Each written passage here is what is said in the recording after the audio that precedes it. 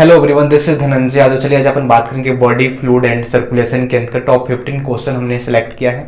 इसको इस तरीके से सिलेक्ट किया गया है ताकि आपकी मोस्ट एनसीईआरटी की कंसेप्ट क्या होगी कवर हो सके। तो चलिए स्टार्ट करते हैं अपन वन बाय वन। देखिए हमारे पास कुछ क्वेश्चन है, टॉप 15 क्वेश्चन हमने सेलेक्ट किया है। इसको अपन वन बाय वन डिस्कशन करेंगे। ओके, तो देखिए फर्स्ट क्वेश्चन आपके सामने क्या आया हुआ है।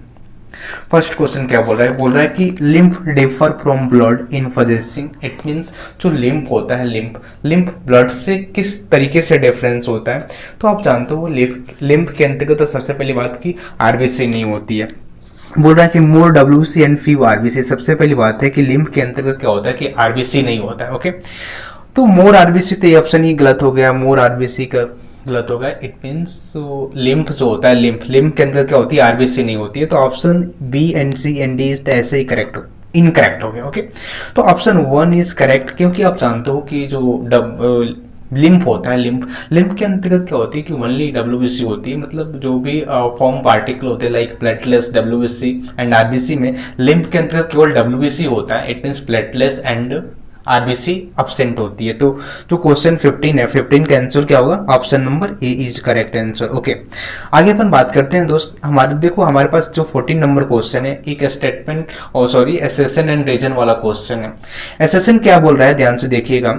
एसेशन ये बोल रहा है कि lymph is colourless fluid containing specialised lymphocyte which are responsible for immune response.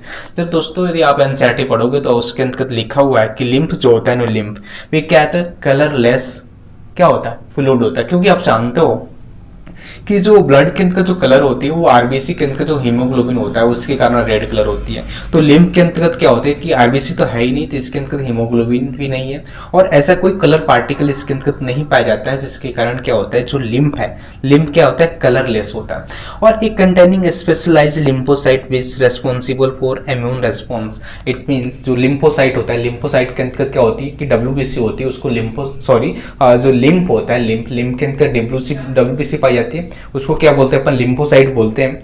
और एक्चुअल में देखा जाए तो लिम्फोसाइट क्या होता है कि वो इम्यून रेस्पॉन्स में क्या होता है, हेल्प करता है। तो जो एसेशन है आपका, एसेशन क्या होता है, एसेशन राइट है, क्योंकि एक्चुअल में लिम्फ के अंतर्गत तो कलरलेस है बट इसके अंतर्गत डब्ल्यूबीसी पाई जाती है। सो क्या होती है कि इम्यून रेस्पॉन्स में हेल्प करती है। तो सो हम कह सकते हैं कि lymph is colourless fluid containing specialised lymphocyte which क्या होती है, which responsible for immune response. जो स्टेटमेंट इट मीन्स असर्शन है वे बिल्कुल राइट है। आगे अपन बात करें दोस्त यदि रीजन के बारे में, तो देखो रीजन क्या बोल रहा है कि lymph is an important carrier for nutrients and hormone. ये तो बात सही है, जो रीजन का स्टेटमेंट है बिल्कुल सही है कि जो लिम्फ होता है, लिम्फ एक इम्पोर्टेंट कैरियर होता है जिसके through nutrients and hormone cell को मिलती है।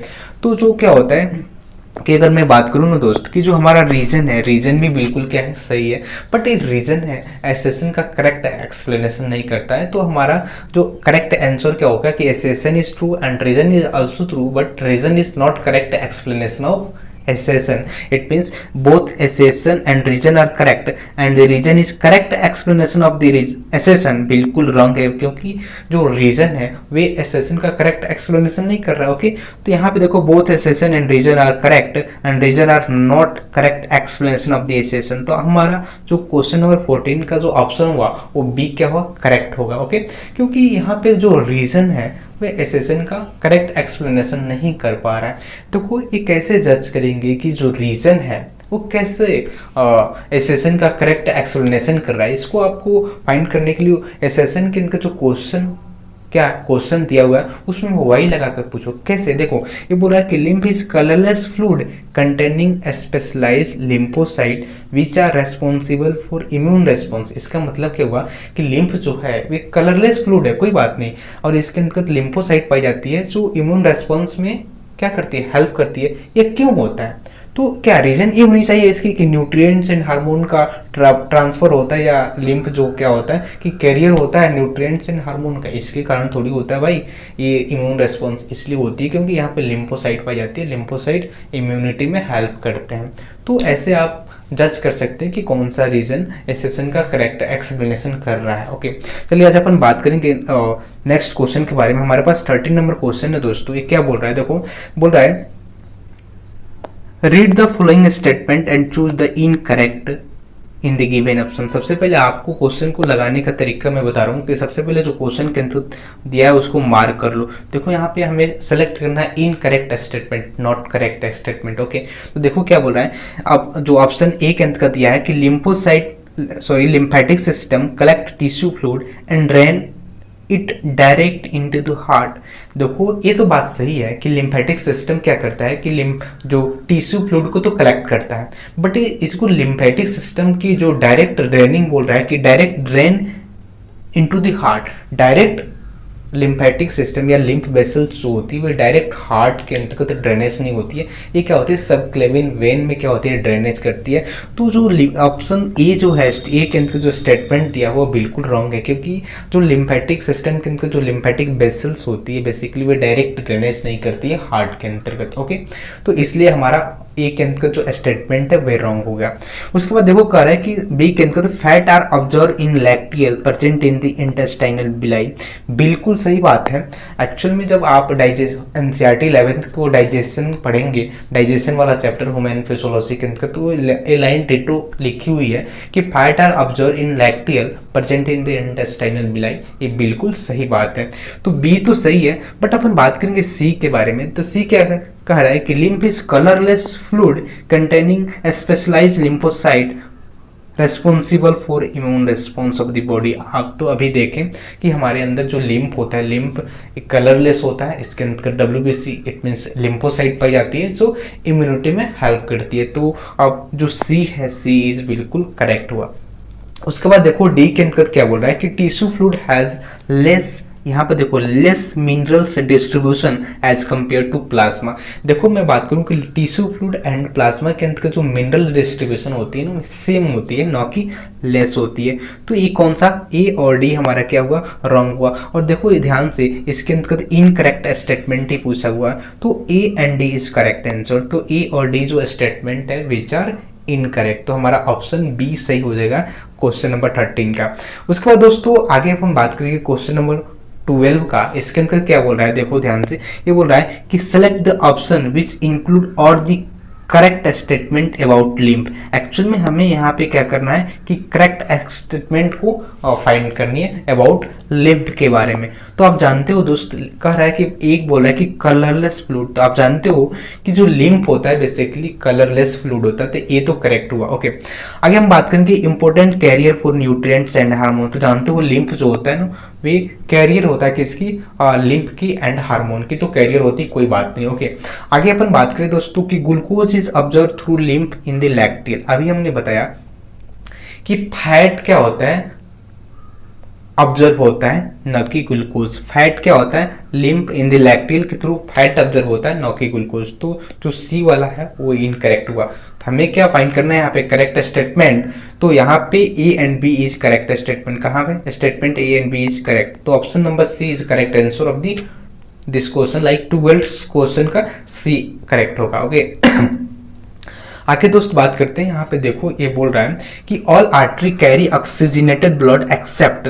आप जानते हो कि जो ऑल आर्टरी जो होती है, आर्टरी तो क्या होती है ऑक्सीजनेटेड ब्लड को कलेक्ट करती है, बट कौन सी आर्टरी है जो डीऑक्सीजनेटेड ब्लड को कलेक्ट करती है। तो जो पल्मोनरी आर्टरी होती है ना गाइस, वे क्या होती है डीऑक्सीजनेटेड ब्लड को कलेक्ट करती है। तो आप जानते हो ये हार्ट का मैंने चेम्बर बनाया, तो मान लो ये लेफ्ट वेंट्रिकल हुआ, ये राइट वेंट्रिकल हुआ। तो राइट वेंट्रिकल से दोस्तों क्या होता है, राइट वेंट्रिकल से पल्मोनरी आर्टरी निकलती है और ये डीऑक्सीजनेटेड ब्लड को कैरी करती है। यहाँ से क्या निकलती है, पल्मोनरी आर्टरी राइट वेंट्रिकल से डीऑक्सीजनेटेड ब्लड को कैरी करती है और जाकर के लंग्स के अंदर चला जाएगा, वहाँ से ऑक्सीजनेटेड ब्लड लेकर के फिर पल्मोनरी वेन यहाँ पे कहाँ पे आएगी, राइट आर्टरिया के अंतर्गत आ जाएगी। ओके, तो इस प्रकार से कुछ फंडा चलता है सर्कुलेशन के अंतर्गत, आपको पता होगा।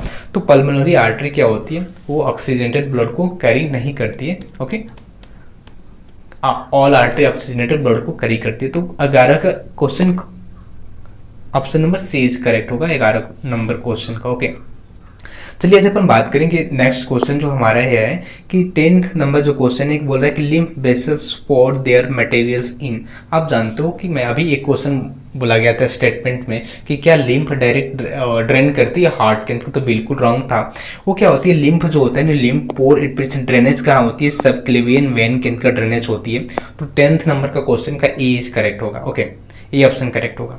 आगे अपन बात करेंगे, हमारे पास 9th नंबर भी फिर से एक एसेप्शन एंड रीजन वाला क्वेश्चन है।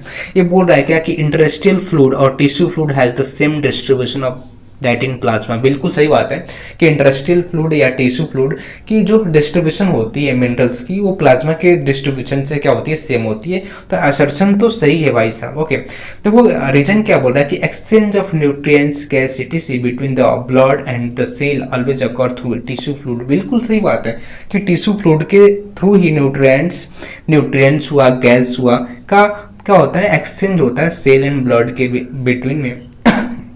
ओके, तो रीजन भी सही है, बट दोस्त क्या होता है कि रीजन एसेशन का करेक्ट एक्सप्लेनेशन नहीं कर रहा, इसलिए अपन क्या बोल सकते हैं, both assertion and reason are correct and the reason is correct explanation of the assertion. ये तो नहीं हो सकता, both assertion and reason are correct and reason is not correct explanation of the assertion. ये बिल्कुल नॉट करेक्ट वाला सही होगा, क्योंकि रीजन यहाँ पे करेक्ट एक्सप्लेनेशन नहीं कर रहा है एसेशन का। ओके, तो क्वेश्चन नंबर 9 भी सही है। सबसे पहले मैं आपको बता दूं क्वेश्चन लगाने का तरीका। सबसे ध्यान से क्वेश्चन पढ़ो, जो लिखा हुआ है उसको अंडरलाइन करो, और ऑप्शन जो है ये चारों ऑप्शन पढ़ना है, चारों ऑप्शन ध्यान से पढ़ना है, तभी आप क्वेश्चन को आपको सॉल्व करने की एफिशिएंसी थोड़ी सी ज़्यादा हो सकती है। ओके, आगे अपन बात करेंगे क्वेश्चन नंबर 8 के बारे में। Choose the incorrect statement. हमें क्या करना है गाइस, इनकरेक्ट स्टेटमेंट को सेलेक्ट करनी है। तो इनकरेक्ट स्टेटमेंट आपको कैसे सेलेक्ट करने, आप पढ़ो। बोल रहा है कि lymph is colourless fluid containing specialised lymphocyte. बिल्कुल सही है, बहुत बार लाइन आएगी। ओके, उसके बाद देखो lymph is an important carrier for nutrients and hormone etc। बिल्कुल सही है कि जो लिम्फ होता है एक कैरियर होता है न्यूट्रिएंट्स एंड हार्मोन का। उसके बाद दोस्तों यदि आगे बात की जाए तो क्या बोला कि lymph has same mineral distribution as that in plasma. बिल्कुल सही बात है कि लिम्फ और प्लाज्मा की जो मिनरल्स की डिस्ट्रीब्यूशन होती है बिल्कुल सेम होती है। ओके, बात उसके बाद दोस्त अरे आगे बात की जाती है, बोला है कि the fluid present in the blood vessels is called the lymph. ध्यान से देखना, एनसीईआरटी की लाइन है, ये बोला है कि the fluid present in the blood vessels. यहाँ पे इन्होंने ब्लड वेसल्स का नाम ले लिया, तो ब्लड वेसल के अंदर जो फ्लूइड होती है उसको थोड़ी आप टिश्यू फ्लूइड बोलते हैं। आप फ्लूइड जहाँ पे होती है इंटरस्टियल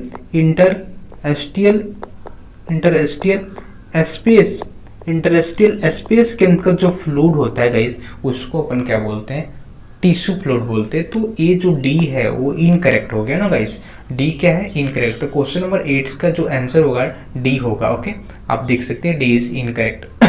आगे अपन बात करें दोस्त 7th नंबर क्वेश्चन के बारे में यदि बात की जाए, ये मैच ऑफ द फ्लोइंग का क्वेश्चन है।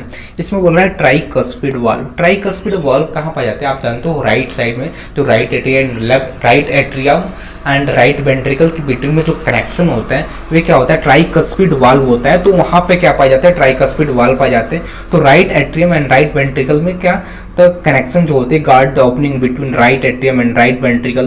तो एक का जो क्या होगा 1 होगा। उसके बाद साइनो एट्रियल नोड, आप जानते हो जो साइनो एट्रियल नोड होता है वे क्या होता है, राइट एट्रियम के अपर पार्ट में राइट साइड होता है। तो साइनो एट्रियल नोड क्या होती है, cardiac musculature in the right upper corner of the right atrium. तो बी का जो होगा ना साइनो एट्रियल नोड, आप जानते हो कहाँ पे होता है, राइट एट्रियम में अपर पार्ट से राइट साइड में होता है ना। तो जो बी का ऑप्शन होगा, बी का इधर 4 होगा। ओके, मिट्रल वाल्व को एक और नाम दिया जाता है बाइकस्पिड वाल्व। बाइकस्पिड वाल्व कहाँ पाई जाती है, लेफ्ट साइड में, left atrium and left ventricle के बिटवीन में जो कनेक्शन होती है वो बेसिकली बाइकस्पिड वाल्व के थ्रू होती है। तो guarded the opening between the left atrium and left ventricle.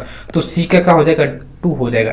सेमील्यूनर valve आप जानते हो कि जो हार्ट के जो 4 चैम्बर है बेसिकली, उसके अंदर जो लेफ्ट वेंट्रिकल है और राइट वेंट्रिकल, लेफ्ट वेंट्रिकल से अवॉर्टा निकलती है और राइट वेंट्रिकल से पल्मोनरी आर्टरी होती है। तो इनके जो गार्डेड होती है, इनके पास इनके जो ओपनिंग वाली जो क्या होती है, गार्ड होती है, मतलब जो गार्डेड होती है वो सेमील्यूनर वाल्व के थ्रू होता है। तो सेमील्यूनर valve ventricles into pulmonary artery and aorta. Actually में पल्मोनरी आर्टरी कहाँ से निकलती है गाइस, राइट वेंट्रिकल से, एंड लेफ्ट वेंट्रिकल से क्या होते हैं, एवोर्टा। तो डी का 3 होगा। तो आप मैच कर लो ना, क्या ए का 1 सही है, बी का 4, सी का 2, डी का 3। Option number C is correct answer of this question.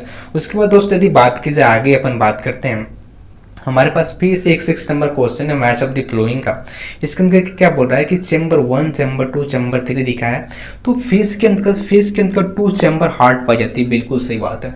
And 1 atria होती है, 1 वेंट्रिकल होती है, बिल्कुल सही बात है। ओके, एम्फीबियंस के अंदर क्या 3 चैम्बर हार्ट पाई जाती है, बिल्कुल रॉन्ग बात है। अपन मैं बात करूं कि RAM reptile, amphibians and mammals के पास 4 चैम्बर हार्ट पाई जाती है, तो ये तो गलत हो गया। क्रोकोडाइल्स के पास 4 चैम्बर हार्ट पाई जाती है, 2 एट्रिया 2 वेंट्रिकल्स होती है, सही बात है। एविस के अंदर भी क्या होती है कि 4 चैम्बर हार्ट पाई जाती है, 2 एट्रिया 2 वेंट्रिकल होती है, सही बात है।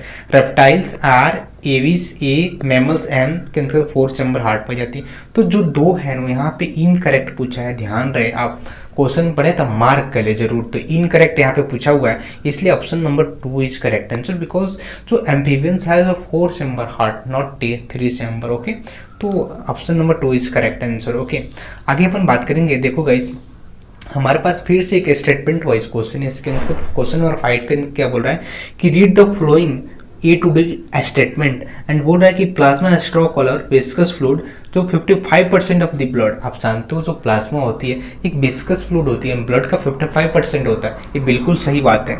अब बोल रहा है कि 90 to 9, यहाँ पे देखो ध्यान से, बोल रहा है कि 90 to 90% of plasma is water and proteins containing contribute 60 to 8% of it. It mean देखो पूरी प्लाज्मा तो 55% है ब्लड की, एंड इसके अंदर क्या होता है 90 से, इसके अंदर क्या होता है इसके अंदर 90 से 92% तो वाटर होता है, एंड 6 से 8% क्या होती है प्रोटीन होती है, बिल्कुल सही बात है। एनसीईआरटी का लाइन है, तो ऑप्शन जो बी है ये भी क्या हो करेक्ट हुआ।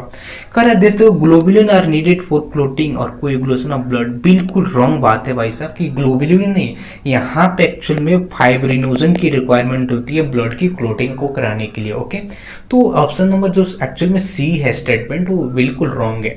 उसके बाद देखो फाइब्रिनोजन, डी बोल रहा है कि fibrinogen are primary involve in defence mechanism of the body, बिल्कुल रॉन्ग बात है।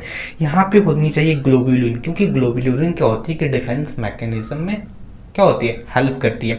तो जो डी वाला ऑप्शन है बिल्कुल गलत है, ये उलट कर दिया हो, तो ई और बी इज करेक्ट। यानी 2 statement, how many statement of the above are correct, तो 2 statement are correct and 2 statement are incorrect. तो correct answer of this question is C, it means Champaran, correct answer. Okay, आगे बात करते हैं। देखो 4th number question है NCERT का कि open circulatory system present. Actually में मैं आपको बता दूं दोस्तों कि आपको AMO आर्थ्रोपोड एंड मोलस्का, ए से आर्थ्रोपोडा एंड एम से मोलस्का के अंतर्गत ओपन सर्कुलेटरी सिस्टम पाई जाती है।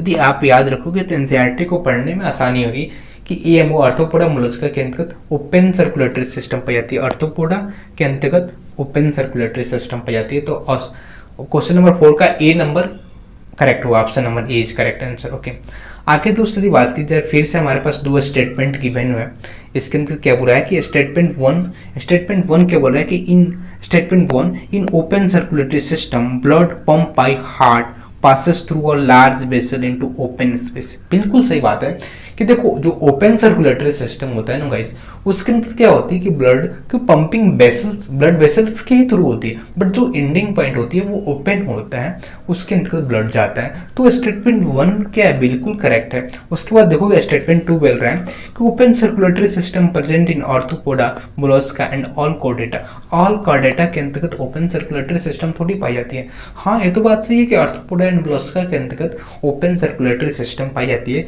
जिसको अभी आपको मैंने यहाँ पे क्या किया है दोस्त, यहाँ पे समझाया कि ईएमओ आर्थ्रोपोडा मोलस्का के अंतर्गत ओपन सर्कुलेटरी सिस्टम पाई जाती है। तो स्टेटमेंट 1 तो सही है गाइस, बट स्टेटमेंट 1 तो सही है, बट स्टेटमेंट 2 क्या है रॉन्ग है। स्टेटमेंट 1 क्या है सही है, बट स्टेटमेंट 2 क्या है रॉन्ग है। तो यहाँ पे देखो statement 1 is true and but statement 2 is false. तो option number B it means Bihar is the correct answer. Okay, आगे बात करेंगे। सेकंड नंबर क्वेश्चन बोल रहा है कि open circulatory system by which blood pump by heart passes through vessels into a open space present in, okay बात है वही बात है, ओपन सर्कुलेटरी सिस्टम कहीं पाई जाती है, आर्थ्रोपोडा के अंदर पाई जाती है, मोलस्का के अंदर पाई जाती है। Option number C it means Champaran is the correct answer. Okay, आगे अपन बात करेंगे ऑप्शन नंबर 1। वन क्या बोल रहा है कि एक लेबलिंग डायग्राम बेस्ड क्वेश्चन ये बोल रहा है कि correct labelling of A and be in the given diagram. ये हमारे पास क्या है दोस्तों, डायग्राम दिया हुआ है, आप ध्यान से देखो हमारे पास क्या है, डायग्राम दिया हुआ है, इसके अंदर क्या होता है, लेबलिंग दिया है, ए क्या है बी क्या है। तो आप ध्यान से देखिएगा, ए क्या है बी क्या है, ध्यान से देखो। अब देखो मैं बता रहा हूँ कि यहाँ पे देखो हार्ट बनाया गया है, यहाँ पे ध्यान से देखना, यहाँ पे लोग हार्ट बना रखे हैं, ठीक है, ये हार्ट का चैम्बर हुआ। देखो ए वाला पार्ट है ना, ए वाला पार्ट यहाँ से निकल रहा है गाइस, और जो ए तो ए वाला पार्ट है और बी वाला पार्ट भी यहाँ से निकल रहा है, ये बी वाला पार्ट है। तो आप जानते हो जो ए वाला पार्ट एक्चुअल में ये जो पार्ट है ना, ये क्या है, लेफ्ट वेंट्रिकल, और लेफ्ट वेंट्रिकल से क्या निकलती है गाइस, एओर्टा जो ऑक्सीजनेटेड ब्लड लेके जाती है। तो यहाँ पर रेड दिखाई दे रहा है, रेड मतलब ऑक्सीजनेटेड ब्लड ले जा रही है, ओके, क्योंकि यहाँ पे रेड दिखाया गया है, ओके।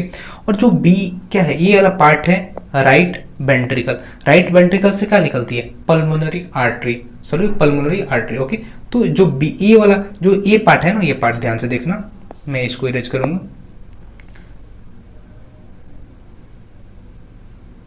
ठीक है। जो ए वाला पार्ट है, ई वाला पार्ट, ये तो गाइस एओर्टा है, ठीक है। जबकि जो बी वाला पार्ट है, बी क्या हो, पल्मोनरी आर्टरी, क्योंकि एक्चुअल में क्या होता है, ये राइट वेंट्रिकल से आ रही है जबकि ये लेफ्ट वेंट्रिकल से आएगी। तो करेक्ट आंसर क्या होती है, एक तो डॉर्सल एओर्टा बिल्कुल सही, A and B is pulmonary artery, तो option A is correct answer. दोस्तों अभी तक हमने टॉप 15 क्वेश्चन को अपने सेलेक्ट किया था body fluid and circulation chapter से, जो एनसीईआरटी 11th के अंदर मेंशन, इसके अंदर अपन एक अच्छे से क्वेश्चन को ढूंढ करके आपके सामने दिया है। और मैं आशा करता हूं कि इस क्वेश्चन को लगाने वक्त आपको पूरी एनसीईआरटी एक बार चक्कर मारे होंगे इस चैप्टर के अंतर्गत, और कुछ एनसीईआरटी की लाइनें, बेसिकली सब एनसीईआरटी से क्वेश्चन है, तो बहुत सारी एनसीईआरटी की लाइनें आपको अच्छी तरीके से समझ में आई होगी, ओके। ऐसे ही बने रहिए। हमारे नेक्स्ट वीडियो के अंतर्गत अपन क्या कर रहे हैं कि केवल क्वेश्चन को प्रैक्टिस कराने, क्योंकि आप जानते हो कि क्वेश्चन प्रैक्टिस बहुत ज़्यादा रिक्वायरमेंट होती है, क्योंकि पढ़ाई तो हो जाएगी बट क्वेश्चन प्रैक्टिस एंड कैसे लगाए क्वेश्चन, और मल्टीपल क्वेश्चन कैसे क्या करें, प्रैक्टिस करें, उसके बारे में अपन इस चैनल के अंतर्गत, आप इस चैनल के थ्रू आपको मल्टीपल क्वेश्चन दिया जाएगा हर सब्जेक्ट के अंतर्गत, ओके। Thank you.